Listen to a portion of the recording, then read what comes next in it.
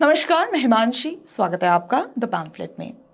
भारत और नेपाल दो ऐसे देश हैं जो केवल पड़ोसी ही नहीं बल्कि संस्कृति की धारा से भी जुड़े हुए हैं। इन संबंधों की बात की जाए तो भारतीयों और नेपालियों के बीच पीपल टू पीपल कनेक्शन यानी लोगों के घनिष्ठ भाषाई, वैवाहिक, धार्मिक और सांस्कृतिक संबंध बड़े ही मजबूत हैं, जिसे रोटी बेटी के रिश्ते का नाम भी दिया गया है। लेकिन अब भारत और नेपाल के बीच सुरक्षा के मायनों को लेकर भी बातचीत शुरू हो गई है। ये बातचीत पोखरा अंतर्राष्ट्रीय हवाई अड्डे को लेकर है, जो भारत और नेपाल के संबंधों के बीच एक कड़ी भी है। पोखरा अंतर्राष्ट्रीय हवाई अड्डे को लेकर नेपाल भारत की ओर मदद की उम्मीद से देख रहा है। नेपाल के प्रधानमंत्री पुष्पकमल दहल उर्फ प्रचंड की 4 दिवसीय भारत यात्रा में बातचीत के तमाम मुद्दों में से एक मुद्दा इस हवाई अड्डे से संबंधित है।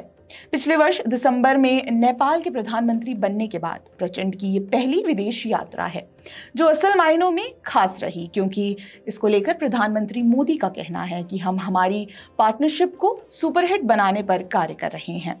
आइए जानते हैं कि इस बायलैटरल टॉक में नेपाल की ओर से तमाम मुद्दों में सबसे बड़ा मुद्दा पोखरा अंतर्राष्ट्रीय हवाई अड्डा क्यों है।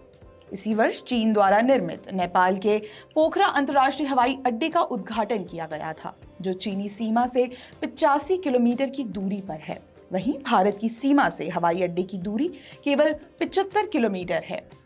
कुछ मीडिया रिपोर्ट्स की मानी जाए तो उद्घाटन के 5 महीने के अंदर भी एयरपोर्ट पर फ्लाइट्स का आवागमन नहीं हो पा रहा है। इसको लेकर सिविल एविएशन एक्सपर्ट्स का भी कहना था कि ये एयरपोर्ट अधिक यातायात को आकर्षित करने में सक्षम नहीं होगा और भारी नुकसान उठाना पड़ेगा।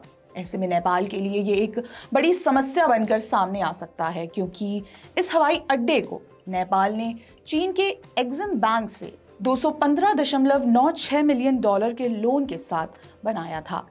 ऐसे में हवाई अड्डे के सुचारू रूप से उपयोग न आने के कारण यदि नेपाल चीन को लोन का रीपेमेंट नहीं कर पाता है तो चीन हवाई अड्डे पर कब्जा कर सकता है और इसे अपने विशेष सैन्य चौकी के रूप में उपयोग कर सकता है। पोखरा अंतर्राष्ट्रीय हवाई अड्डे के मामले में चीन की CAMC इंजीनियरिंग कंपनी ने निर्माण का टेंडर हासिल किया और एक्सिम बैंक द्वारा नेपाल को लोन दिया गया, जिससे लगभग पूरा पैसा चीनी कंपनी के खजाने में चला गया। मामला वही, तरीका वही और चीन की आदत भी वही।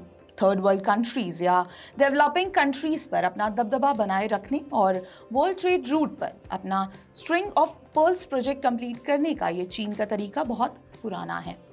चीन यही काम श्रीलंका के हम्बनटोटा पोर्ट के मामले में भी कर चुका है।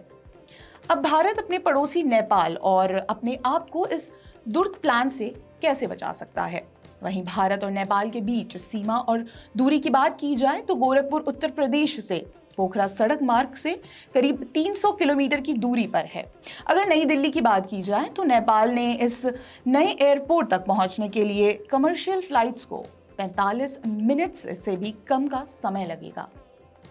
यदि पोखरा चाइनीज आउटपोस्ट में बदल जाता है, जहां उसके लड़ाकू विमान और हेलीकॉप्टर तैनात होते हैं, तो ये भारत के लिए गंभीर खतरे की बात होगी।